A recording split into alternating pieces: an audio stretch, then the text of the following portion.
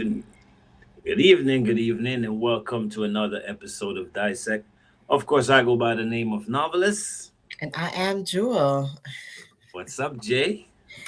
Hey, we didn't say dissecting in the 416 in the six. Uh, you're always off cue. Oh man. What's going on though? Everything's good.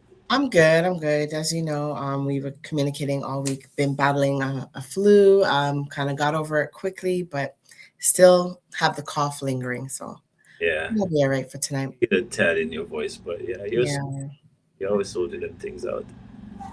And from the minute you told me, I was like, "Dad, just get rest," because I know how you do with the. Just one day and I'm out. Like I'm good. I'm good after a day. I Yeah. know you go with the recipes and all that stuff. Like concoctions. How are you doing? I'm good. I'm good. Looking forward to next week. You know, Mhm. next week Saturday we won't be here, but I'm still looking forward to next week Saturday. You know what I'm saying? Yeah. Yep. Yes. Yeah, it's good. Get some time off the other job, so everything's. Yes, And for sure. of course, we have another special guest tonight. She is no stranger to Dissect. She's been here for I want to say last season. She I was think here last season. Hmm. so. Welcome, beautiful. Uh, Oh, but no, it wasn't the season before that. Anyway, sorry to cut you off. Go ahead. yeah. Well, welcome. She's beautiful, and not just her presence. She's a beautiful person. She speaks beautifully.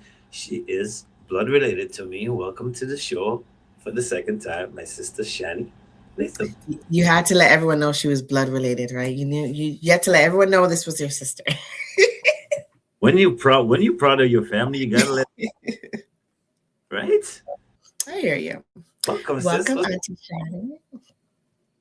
She's muted. You're She's muted. There muted. we go. I'm like, I think I'm muted. Hi, family. How you Hi doing? there. Hi, guys. I'm so happy to be here. Thank you for having me on. And it was the season before. Yeah, thank you Right. for coming back. Yeah. Yeah. Well, last time we were talking about the whole mom, you know, being a mom and the Mhm.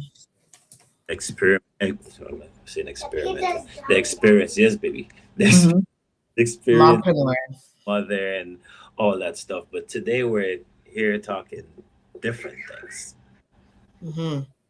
We're gonna get into like the meditation and. So I'm so being disturbed right now. It's not Okay, funny. let me talk then. Let me talk. So I'm excited. I'm excited because it's our last show before the season ends. Well, not the season, but the new year starts. Um, it's I think a great show to end our year with because we can begin the year with great thoughts because we have a transformation specialist, which is Shani.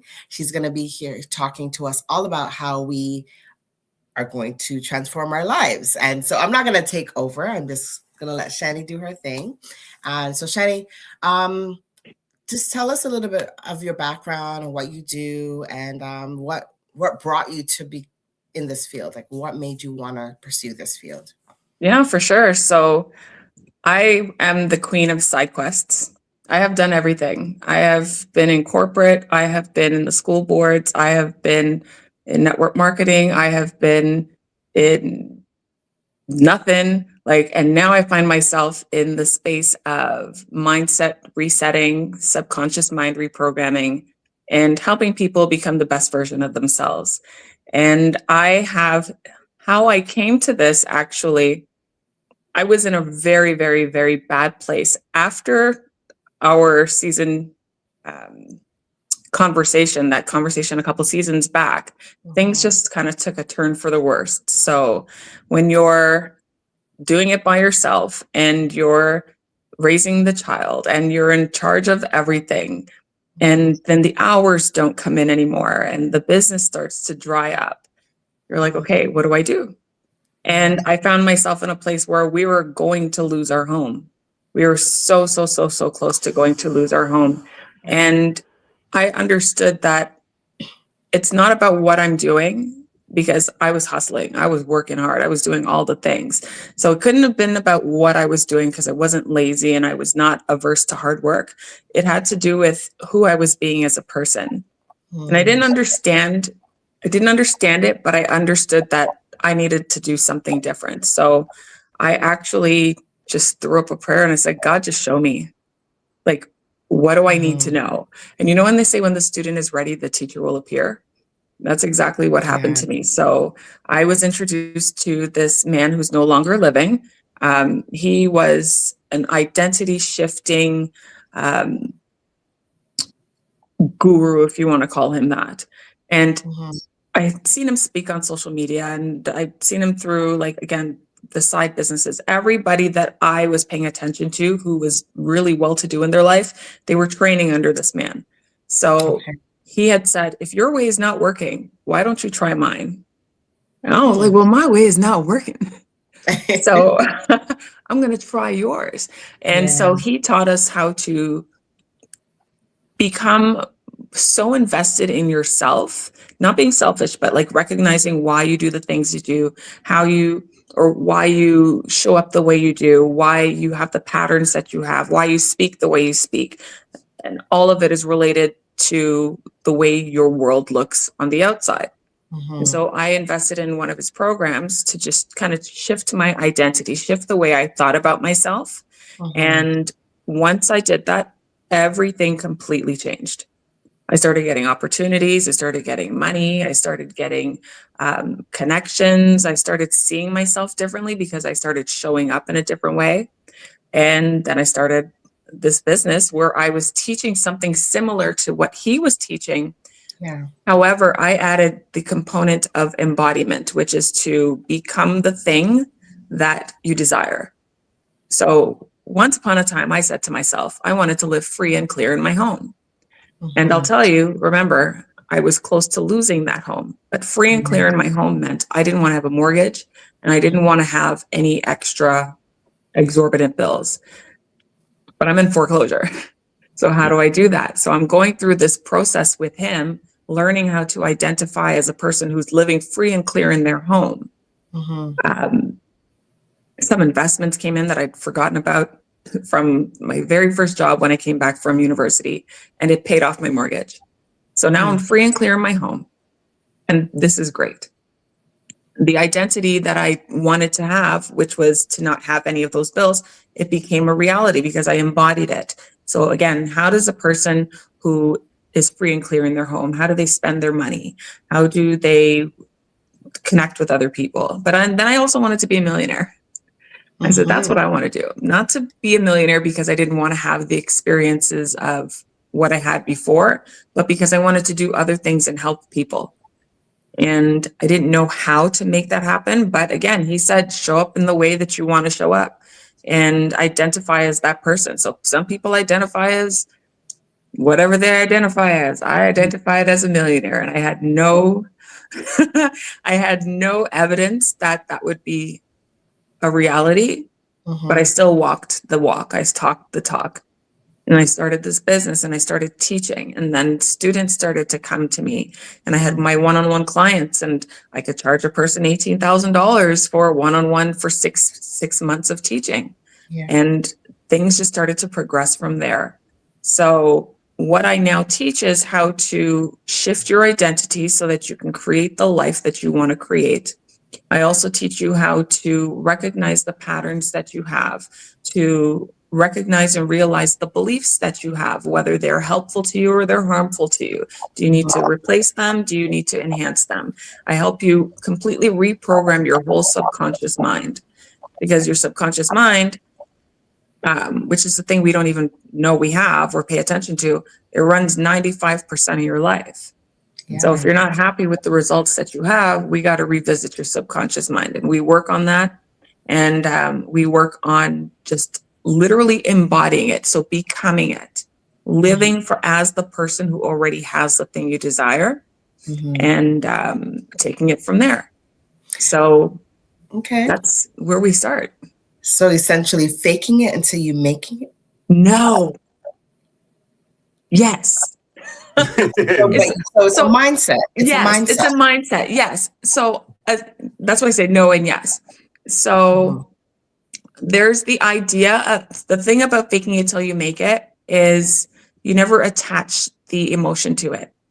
And so that's why I say no and yes. So yes, you have to have the picture of what it is that you want. And yes, you have to step into that life, but then you have to actually think the thoughts of the person who has it.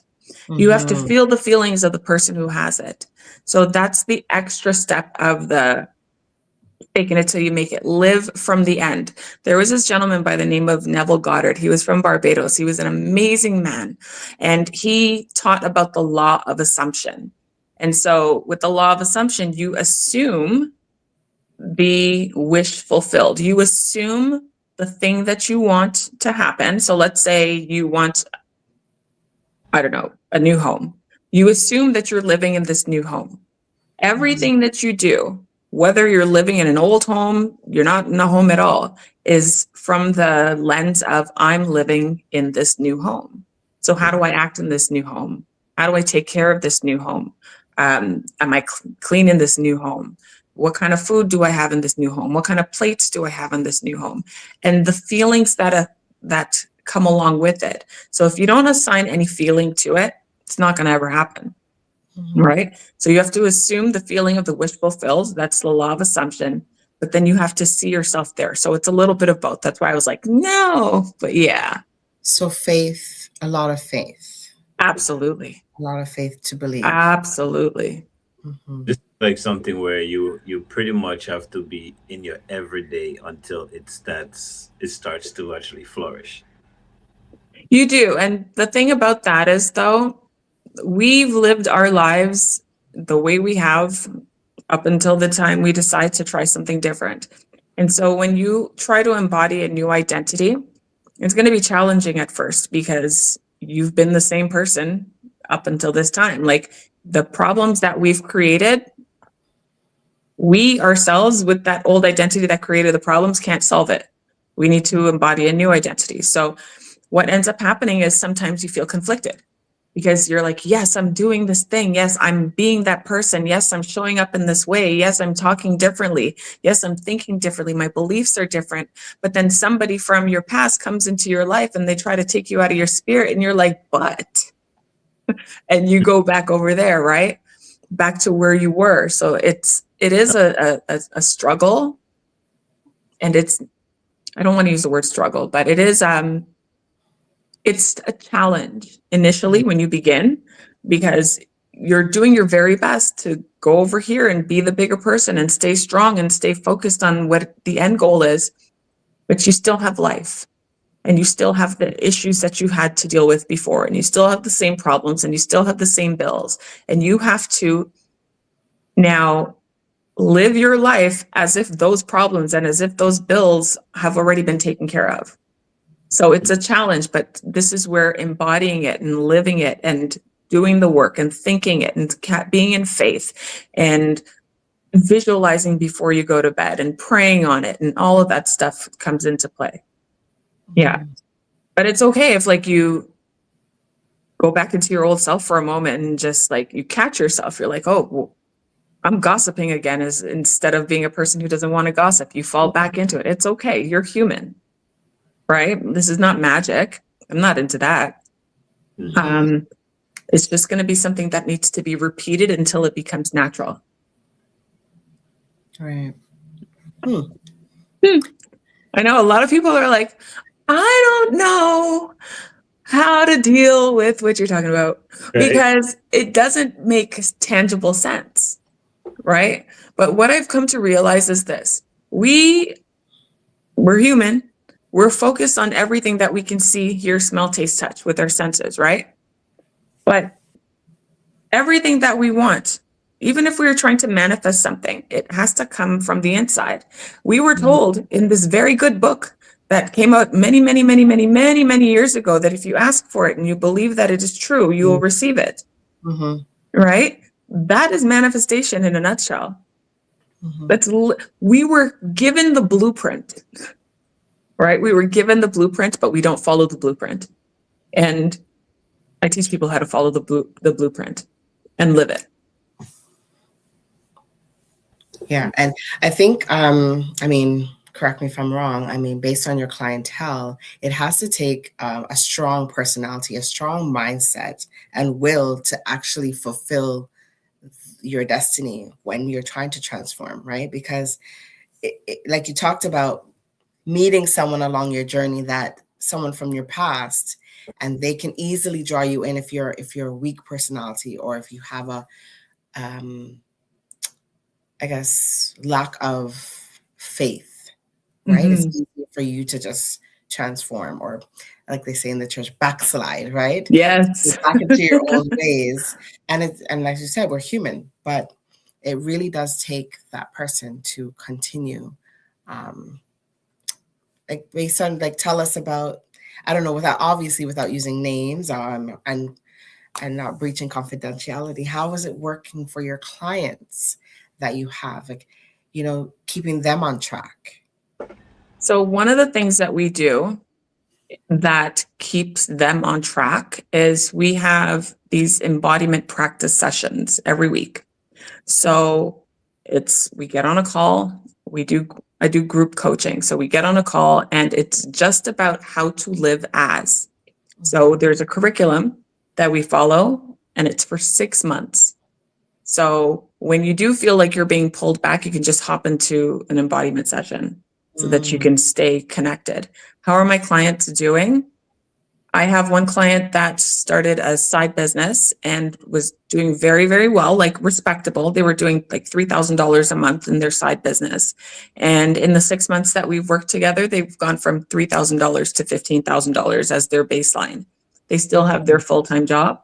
They were focusing on the embodiment. They were doing the identity shift. We were going through all the things that's in my programming, and they fell back. But the embodiment sessions help them go forward. So they don't want to quit their job because they love it. But their baseline is 15,000. I have clients who've doubled their income. I have clients who've tripled their income. I have a client that went from $8,000 a month to $49,000 a month. And that their goal was 50. So I'm all right, slacker. Yeah. All right. So they're doing well. I have a client who she and her husband bought a house and they did not have their deposit 30 days before they made the offer. So things can change quickly. We talked about decision, and I mean, they didn't need the money till they decided, right?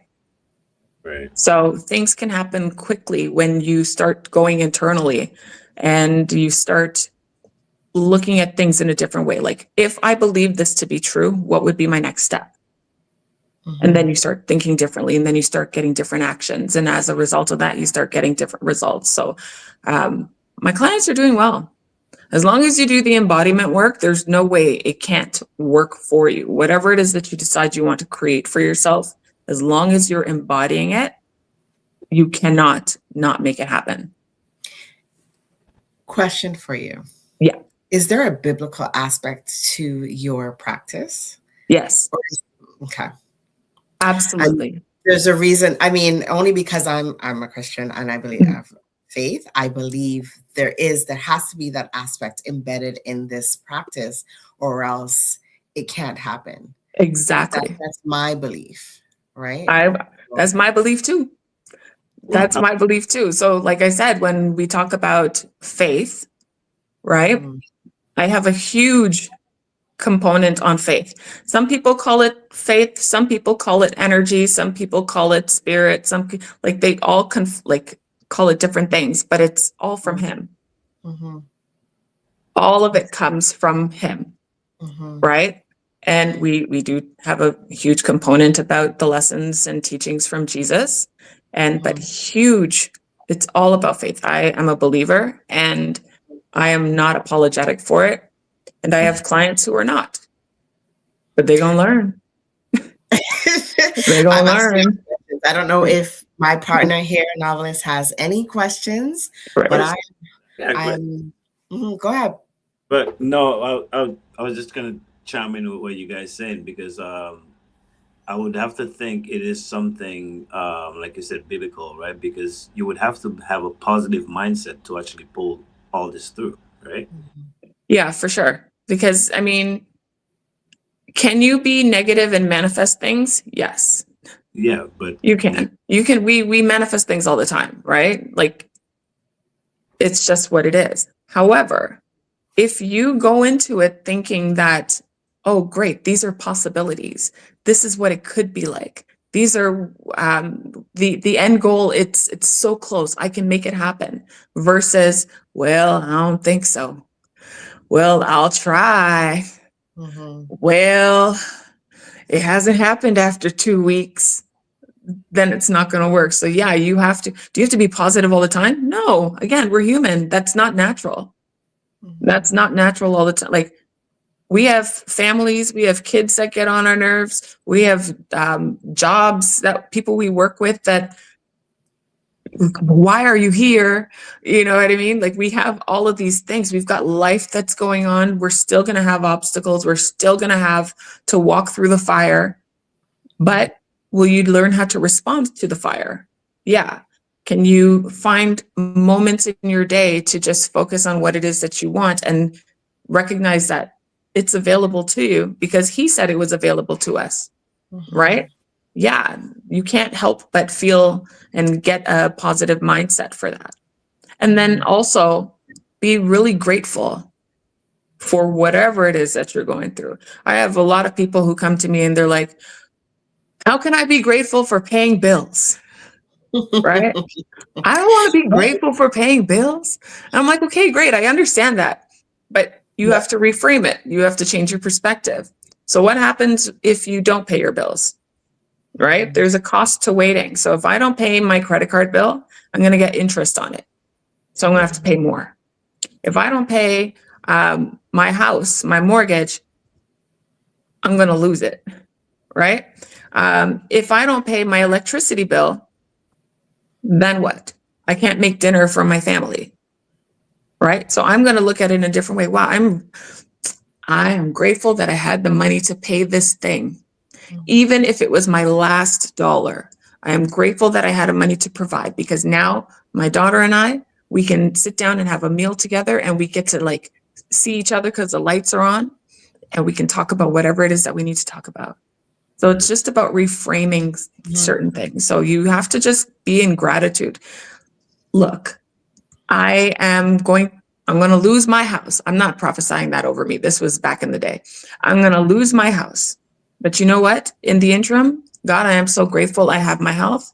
I am so grateful you are here with me. I am so grateful that I have family who love me, who have my back. You know what I mean? You find things to be grateful for, you'll get more of those things. And then it's almost as if it's like, okay, great. Well, she's grateful for that. What else can we give her so that she can be grateful for? Oh, you want an opportunity? Sure. Here, check this out.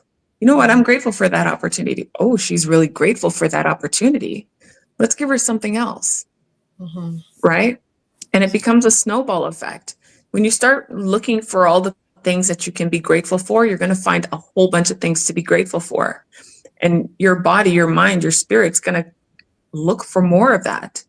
Then you're going to be in the, I guess, always on the hunt for the goodness, always on the hunt for the things that you love that feel good to you. Then you start doing things that help other people because when you help other people, it feels good to you. So now not only are you doing better for yourself and you feel great, but you're doing better for other people in your community. And it just becomes a ripple effect. And I think that's really beautiful. There's a question here. Do you get any clients that challenge your way of thinking? So you're telling them this is how it goes. This is the process. Is there anyone that has ever challenged the way that you say this is how it's going to work? I have people who come in and try to tell me that this is how they would like to do things. And I'm like, well, that's great. But this is the program. This is the curriculum. This is what you've chosen to invest in. So it's like if you go to university and this is the curriculum from the dean, or from whoever's running the program. You just have to follow the curriculum. Right. Whether you choose to do it or not, that's all on you. Have I had anyone challenge my thoughts and my beliefs on this? No. No, because they come to me for help. I don't go to them. Absolutely. Yeah. Makes sense. Okay. Question answered. I mean, the person asked the question. I wish they would. You know, and especially because it's faith-based, you know, and some people are not faith-based, you know, learners or acceptant of that. I think along the way they understand why they should be invested in faith-based learning as well. Oh, absolutely. Absolutely. And I think the real thing is I'm always very transparent. If there's something I don't know, I will let you know. I don't know. I don't know why this has presented itself in your life in this way. I don't have an answer for you for that. And I think that's why, like, the people that I work with, we get along so well and we do so well with their transformation, is because I'm going to be completely transparent. But you're also going to know all the stuff that I went through that didn't work for me. I'm going to teach you that so that you don't have to do it. Right? So that you can bypass all the nonsense and all the extra stuff. I'm not going to waste your time and I'm not going to waste your money. And again, I won't ever say I know everything from A to Z in the Bible. I don't. I've read it from one cover to the next. And that's not the way you should read it, by the way. But like, I don't remember everything, but I study. I study. And then I have my own coaches that I invest in. Right? If there are things, higher level learnings that I don't know, I'm going to invest in the coach, a trainer, a mentor, a specialist, somebody who could teach me what I don't know so that I could teach you. So, yeah. But like, people have faith in so many things, but they don't have enough faith in themselves. Right? So true. That one hurts me because I have this thing where I'm able to see in you what you can't yet see in yourself. I see your possibilities. And that's just because I've changed the way I look at things. And a lot of people, they don't look at their possibilities. They look at everything that could possibly go wrong. That's not their fault. Our brain is not designed to look for success. It's not designed to look for elevation. It's not designed to look for wealth. Our brain is designed to seek familiarity, comfort, and what's the last one? I don't know. Patterns, stuff like that. Like, it's safety. It's designed to look for safety. And when we look for safety, what do we say? Be careful. Don't do that. Watch out. Don't put all your eggs in one basket. Watch who you're talking to. It's all risk connected. It's all protect yourself. So we're not looking for the good things. We're looking to avoid the bad things. And so having faith in oneself is tough sometimes because watch out, be careful, instead of, you know what, I can do this because God is with me. And I mean, honestly, the best thing is if he's for us, who's against us? Like, honestly, I think that all the time. It doesn't matter what I'm going through. If he's for me, who can be against me? Try your best. Exactly. Try your best. That's how I talk in my trainings. Try your best. Yeah. Come with it. This also sounds like something we should probably instill in excuse me, like your kids at a younger age, right? Yes. Absolutely. Yes. The funny thing is, I created the Breakthrough Academy for my daughter because she was going through some challenges at school. She was the only Black kid in her whole school. She recognized that at 3.5 years old, 4 years old.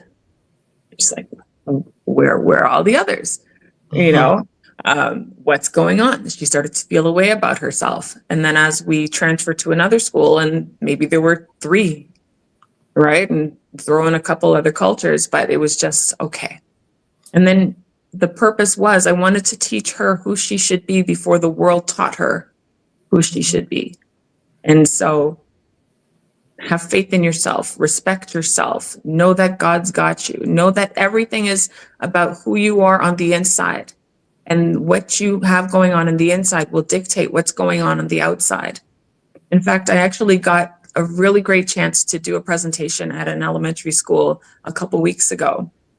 And we were working with the grades 6 to 8s, because the younger kids, they wouldn't understand that. They'd just be like, oh, your shirt is yellow. But yeah, we had a really great conversation about who do you want to be? What happens when somebody challenges who you show up as? Are you going to change for them? Are you going to show up as yourself? Then we even talked about, well, what do you want your 2026 to look and feel like? Right? Okay, well, in order for that to happen, well, what was a good thing that happened in 2025? What do you want to repeat? What don't you want to repeat? What feelings did you have this year that you loved? What was confusing? And then you just get them to think. But again, like, this stuff should be taught in schools. If this was taught in schools, to learn to seek, like, to look within, instead of just focusing on it, again, what our senses tell us, we would have a lot more, in my opinion, people who are thriving, not just getting by, strong faith, strong-willed, confident, at peace type of people. I believe so as well. Yeah. I believe that the older we get, the more fearful we become. Like, we're scared. Like kids, a kid will look at, I could jump that, and they just jump. Yeah. An adult is like, man, I don't know. I don't want to hurt something. It's like you said earlier, right? So yeah, I think the older we get, the more fearful we become. So I agree. You're absolutely right. Like, think about when you see a person who is older driving, right? You know, when they were younger, their foot was on the gas. They were like, Now they're like this, and they're going so slow. Yeah. Right? So sometimes it's a perception thing, but sometimes it's, I have to be really, really careful. Let me slow down. I don't want to get hurt, because they've been exposed to so many things in this world over a longer period of time than we have, that it's like, I've got to be cautious about everything. Right? I hope to not experience that. I hope, now that I know what I know, I hope to not experience that to the same degree as a lot of others. Yeah. But we'll see where life takes us. Wow. So I've sat and I've watched. I'm cracking up right now, like, because it's like, what? Yeah. No, but I've sat and I've watched you. I've listened to you, and it's your. I think part of the work that you do is because, one, you're well spoken. You are knowledgeable about what you do. You're confident.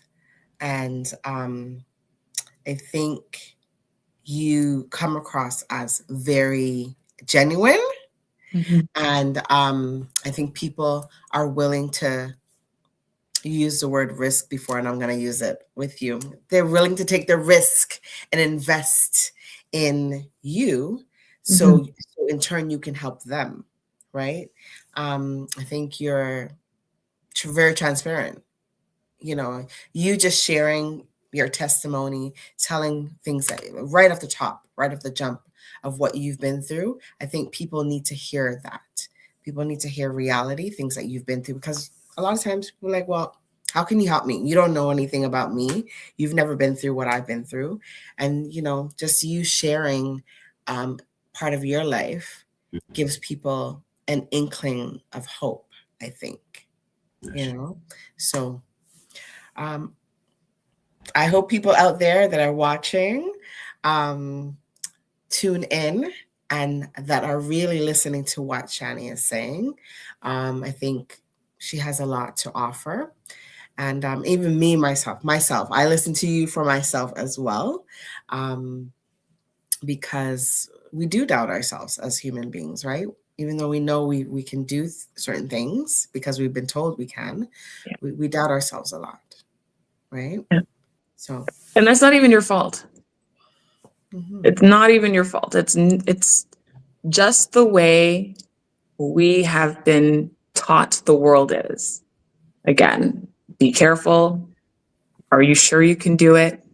It's not even your fault. It's got nothing to do with you. But what happens after that, now that you know it's not your fault, start asking the questions. Why am I doubting this? I use the word risk, but then because there's this thing where there's this negative connotation with risk, right? But a risk is also taking a chance. And so people feel better with taking a chance than taking a risk. But they're the exact same thing. Yeah. So I would even dare to say they're not investing in me, they're investing in themselves. Right. I'm just guiding you along the way. I'm going to tell you what works. I'm going to tell you what doesn't. I have 3 people that work on my team with me who do the embodiment sessions. And they all had to go through this programming as well. Like, life can be so great if we allow it to be. But we're not usually taught to look at life being so great. It's just, you got to go through the cycle. You go to school, you get the job, maybe you get married, maybe you have some kids, maybe you don't. You work until you're 65, and they give you a gold watch and they say, thank you. And then at 65, you have your gold watch, which is going to run out of batteries because it's not even a good watch. And then you go and have 15 years to go live your best life in your retirement life. Right. And you only have 15 years to live the life that you wanted to live? No. That's archaic way of thinking. That doesn't work anymore. People don't do that anymore. We're looking towards living a good life throughout our whole life. Again, that doesn't mean that we're not going to have the things happen to us that are going to happen, for sure. But while it's happening, what kind of amazing experiences can we have? Right? What kind of love can we experience? What kind of connection can we draw? How can we help other people feel good about themselves? What kind of impact and stamp can we leave on the world? And then just like ride this out.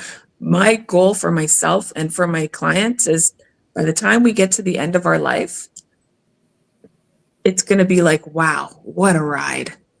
Right. Man, that was nice. You know, that was nice. And I'm just going to be like, Lord, I spent it all. All the talents, all the ideas you gave me, I spent it all.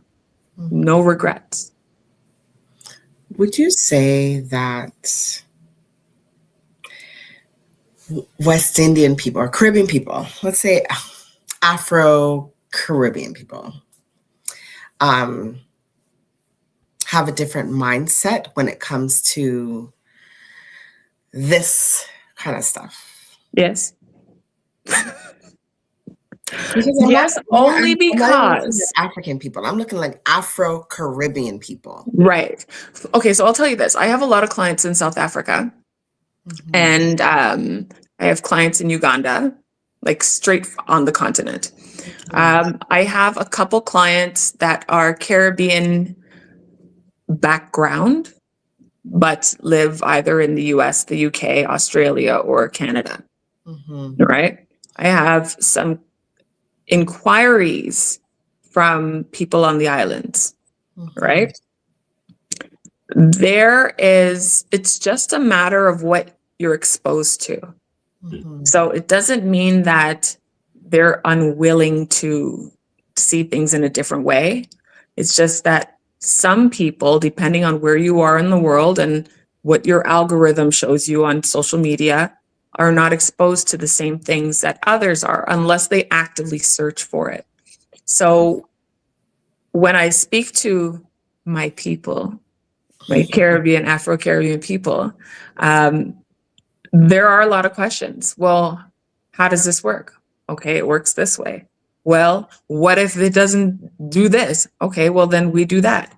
Okay, well, manifestation is not of God. Well, yes, it is. You know, and I'll send you to the series of verses that prove that this is what Jesus said. You know, I'm not even just talking Paul, I'm talking Jesus, you know. So, and we are a faith-based people, right? Caribbean people, we are a faith-based people. So if they can find the relationship between the end goal and faith, they'll be more inclined to give it a try. But listen, our people are so resilient and our people are so smart. I want to say even probably the smartest people on the planet. Yeah.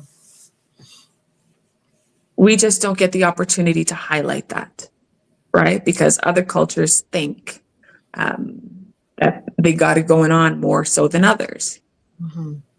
I would like to challenge that process. Yeah. I asked only because I know I've been in business where I have my people who question everything, like down Every to last where thing. I purchase certain things, right? Yeah.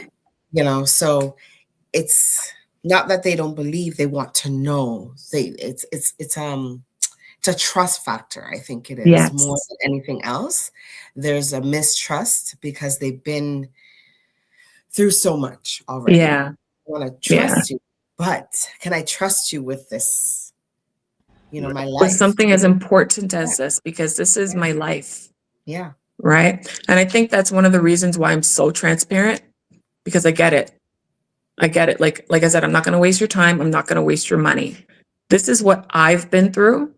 This is what my clients have been through. This is what, when I'm trying to manifest for something and it's a big decision. I don't even know if I'm allowed to like say stuff like this online. So I'll just say shit. Shit hits the fan, right? Yeah. This is what happens. All of a sudden you feel like everything that could possibly go wrong goes wrong. Car engine light comes on. You lose opportunities. You have problems with people in your family. It's just stuff happens. And this is when you're on the precipice of like change. It almost always happens, right? And so I share that. I'm like, listen, man, this is what happened. I was about to invest in myself and the bank told me I didn't have the money in my account. And I was like, well, first of all, the devil is a lie because it was there. But all of these things happen just so you can show up and prove to yourself that you are who you say you're going to be. That's right. So I share all of it. And I think that's why I have success with connecting with people. I focus very heavily on building trust between the screens because it's all online work, right? So like who you see is who you get.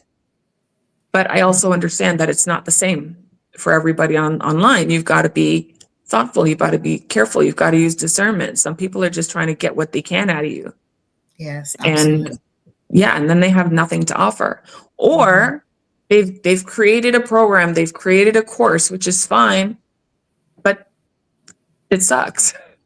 Or they always say you need to give somebody the recipe, but the sauce is not going to be tasty. You understand? You understand? Like they don't have your flavor. No. Yeah. So I find it interesting. This is new from what I see for our people. The people that look like this, they're all up in this stuff. You know, the people that look like this, they're getting into it. They're getting into it. They're just, some of them are just a little more cautious, and that's fine with me because I'm not in a rush. I'm not going anywhere. You have questions, go ahead. I do one-on-one consultations that I do for free because if you have goals and you have questions and you're not sure how things work, let's talk it out for half an hour. Like I offer that for free. Most people don't do that because maybe they have something to hide. I don't have anything to hide. And chances are I'm going to send you away with an assignment to see if you're actually committed to improving yourself, improving your circumstances, or if you're just interested in it. Because there's a difference. For sure. My brother, you've been quite silent for this episode. Like every question come up answered. Like I'm like, I'm just gonna come down to this question at this point because I was gonna ask you, does this work for people that's not in Canada? You answered that. Yeah. How can they? You answered that online. So it's like, okay, how can they contact you? That's where I'm at. Like literally, I'm listening, and while your guest is talking, you come up with questions, but all the questions are just being answered. It's like you said. I don't want to boost her too much because again, it's my sister, but she's very, very transparent. Yes. Right. So you could just literally sit down here and let Shani sell her stuff. Right. But my question is, how can people contact you for more information? And yeah, for sure. I choose not to have a website because I don't want to pay for it. So because let's be real, like there's so many ways you can get in contact with me. Yeah. Shani Leatham, Facebook, TikTok, Instagram. My pages are all public, so you can send me a message. You can, I don't know, you can, what do people do? Comment. You can ask questions. I respond. As long as it's not about the bullshit, I'm here for it. Yeah. Shani Leatham, Facebook, in what is it? Instagram and TikTok. Yeah. If you want to take a look at my programming, go on any of those and just click the links in my bio and you get to read about any of it. If you want to sign up for a consultation call, like a one-on-one call where we can discuss your goals and to see if I am a person who can help you with what it is that you want, it's in all of the profiles. Just book it. Again, it's absolutely free. And I'd be honored to connect with you. And this is we're talking about finance and all that stuff, but this is like a practice you could literally put into anything. Yes. Apply it to anything. So Shani, if someone reached out to you and said, okay, they got all the information they wanted from you and they're like, I'm interested, but you're not the person I want to connect with. Is there anyone else? I know you said you have partners. So is there anyone else that you would transfer that person off to? Like, I'd recommend that you speak to this person instead of them kind of like debating if they want to work with you or someone else. Would you transfer them to someone else? I will tell you to go look elsewhere. Okay. I have a couple people that I would recommend. They are not Black. One is Kathleen Cameron and one is Hina Khan. And they are brilliant, brilliant, brilliant women in this space. And we all do similar work. Go and check them out. Absolutely. It doesn't matter if you choose me to be the person to help you. All I want you to do is help yourself. Whether it's with me, whether it's anybody else, I don't care. I will encourage you. I will send you on your way. I will bless and release you. I just want you to do something to live the life that you're destined to live. We weren't created to suffer. We weren't created to struggle.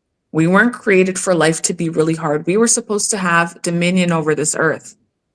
Thanks. Abundance is not just something that certain people get. It's our birthright. Yeah. And somewhere along the line, we forgot that. We don't have to create abundance. It's already created. You just have to become aware to it. The thing that we create as humans are our limitations. That's what we create. That's a self-fulfilling prophecy. I can't afford this. All right, well, guess what? You won't. I can't do this because I'm not qualified. Says who? Why are you putting that on you? And just for the record, abundance isn't just about money. Like abundance, to have an abundance mindset, abundance consciousness is to see where there's more than enough or always enough of things everywhere. And it's our birthright. You go outside for a walk and you look down on the ground and it's grass. There's an abundance of blades of grass. You look at the trees, the leaves on the trees. You cannot count the amount of leaves on those trees. It's an abundance. It's in an abundance. You go and you get a glass of water. If you go to your tap and you turn it on and you let the water run until it's cold and you fill up your glass and you take a sip and it's still running, and then you get another one and you sip some more and then you turn it off. The water doesn't disappear. You just turned it off. It's in an abundance, right? So recognize the abundance everywhere, and then you'll continue to see more abundance. Most people look for the abundance of things they have in scarcity. So again, I've got so many problems. I've got so many bills. Or they look at all the things that they don't have, right? Isn't that almost like a continuous, almost like a curse? You're constantly cursing yourself. Yes. Cursing yourself. You're putting negative energy, negative vibes upon yourself. It all goes subconscious mind, right? It's like you become your reality. Absolutely. And again, most people don't know they're doing it. It's like, the person who's negative, they don't realize they're negative. They don't realize they're the negative one in the group because it's just the way they've been living. So they need to, I would always tell people, if you want to see who you are as a person, write down these 3 things. Well, not these 3 things. If I was to say to you, describe yourself to me. I'm a stranger. I don't know who you are. Tell me about yourself. Tell me about yourself without telling me what you do for a living, without your family status, like your position in your family, without where you are from, right? Then describe to me the kind of person that you are. So that requires you to talk about your characteristics and your personality, right? That's how you can tell who you are and how you show up in this world. Because what you do has nothing to do with who you are unless you make it your personality. Right. So, are you confident? Are you fun? Are you kind? Like all of these things. And then when you see even the things that you don't love about yourself, that's okay. Write them all down. And then when you see it on paper, you're like, okay, I don't think I want to have this part in me anymore. What do I want to replace it with? Okay, so then now you're going to be aware and focused on, oh, I don't like being a gossiper. Let me do this instead. Okay, I was really shy. Nope, effective immediately. I am walking in confidence. And so then you practice it and you practice it and you practice it and it becomes a part of who you are. When you do stuff like that, then your results change because your actions change because your thoughts change. Okay. Well said. Thank you. Thanks.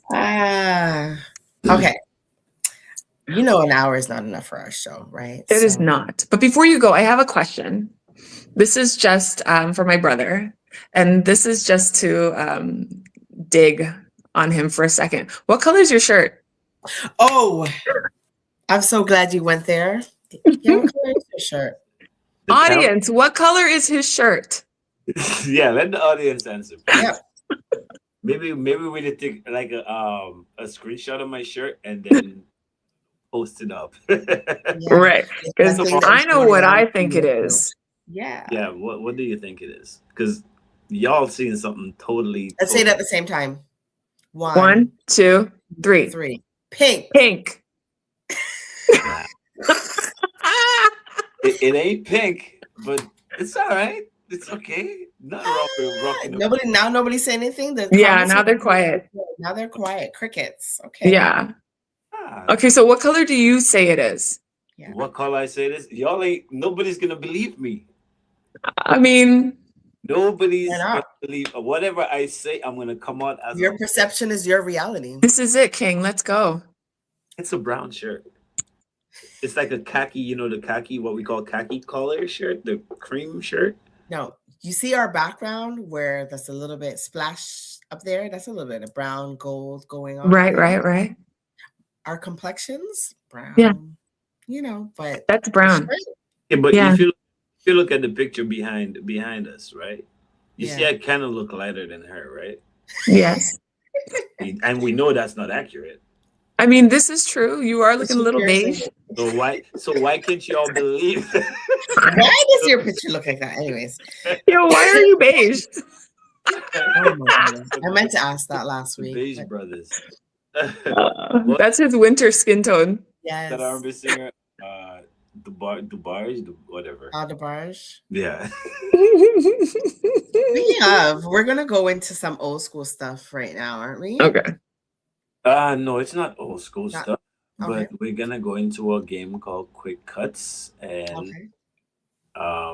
we have two songs that we could quickly play and have Shani try to figure out what they are. They're not old school. Okay. So okay, I guess I'll start with one song and then we'll go into a question, Jay, type of thingy. Sure. So like a quick clip of the song. I don't know what the songs are, by the way. So you don't know what the songs are, but it's gonna be Afro beats. So I'll give you that much. Beats. Yeah, I'll give you that much of a hint. And it's within the 2019. You giving clues? Go ahead, play the clues. I need all the clues. I know she does. Let's go this one.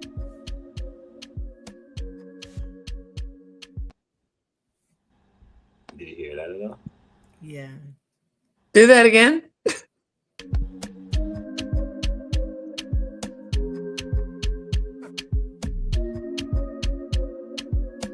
That's a long clip. No, keep playing. You want me to play the whole song? keep playing. Titles. I know the song, but I don't know the title. It's not for me. It's for Shani, though. So good luck, Shani. I don't know. Like, play some more. Give me like.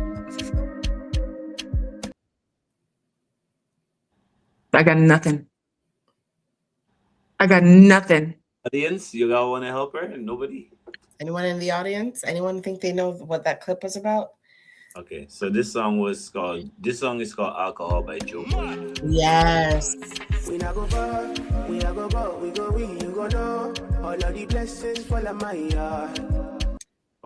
I didn't know it was called. You know what? Things. I've never heard that song before in my life. What? No way. No way. You have. I have no idea what that song is. No way. Okay. No idea what that song is. Play one of those sound effects for her.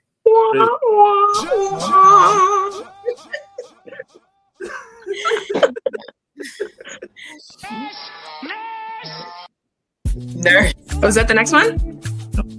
Oh.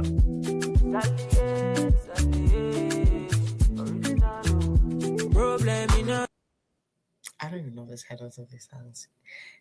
You should have stuck with like 90s music. Listen, I'm stuck in the 90s. I'm stuck. Do you know what my wedding song is, Navi?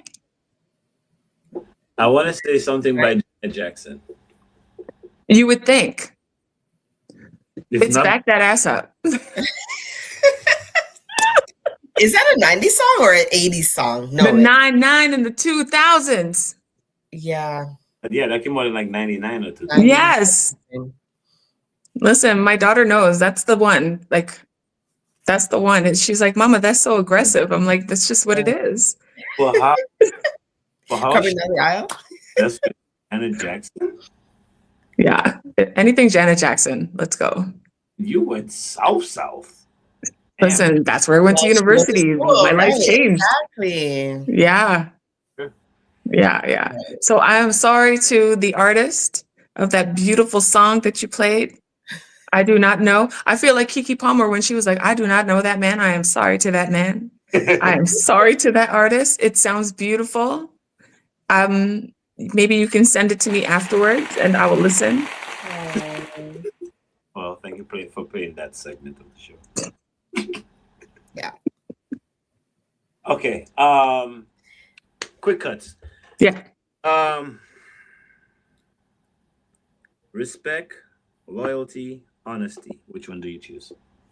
Respect, loyalty, honesty. Would you rather? Like out of the three, which ones do I choose? Respect, loyalty, honesty? Which one do you choose? Respect. because I feel like if you respect me, you'll be honest. All right. Okay. Yeah. What is the worst piece of advice you've ever been given?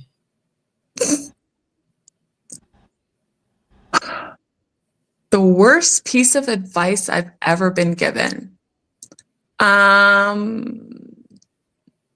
Okay, very quickly.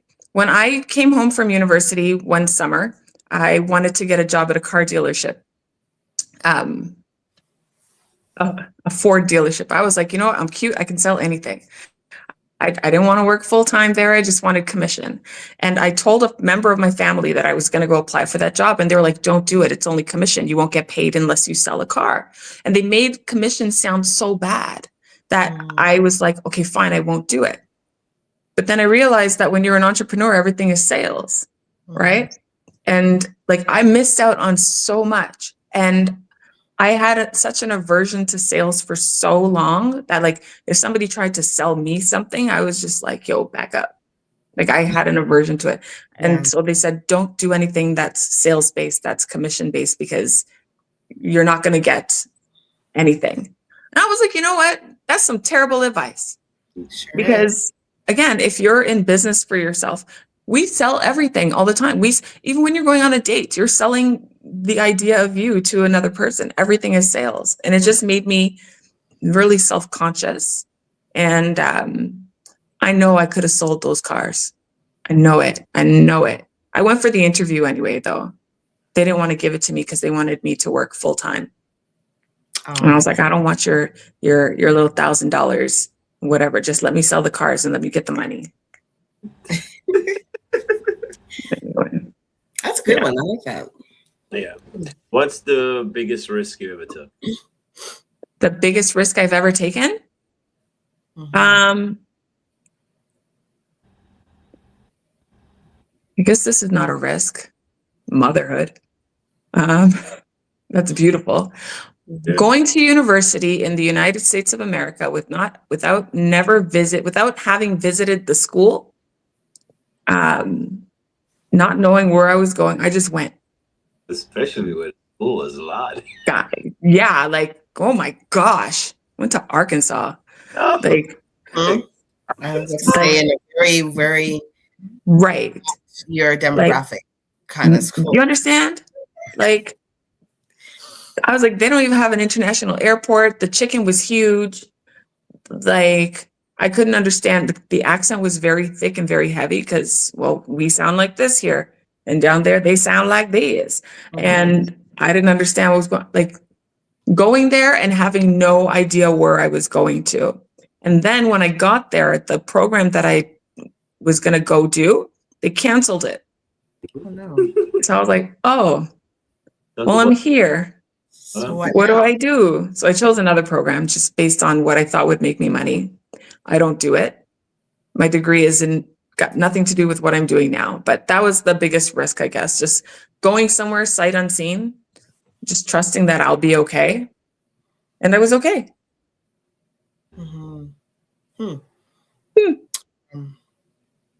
Okay.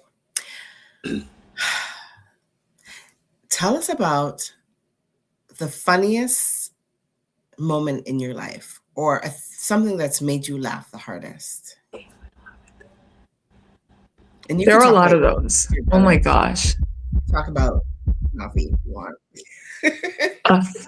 Right. A funny moment. See, I can't say this stuff online, because it's a funny moment, but it's like a funny moment. Okay, I'll tell you, there was one time where this is Dissect, right? Yeah, but I don't know. I don't know what we can dissect. Every single thing. Because it's funny now. I don't know. Okay. Oh, okay. So it's funny now, but it wasn't funny then. It's funny now that like I am almost 20 years, 30 years past. We went to New York for their Labor Day parade. I'm on the Eastern Parkway.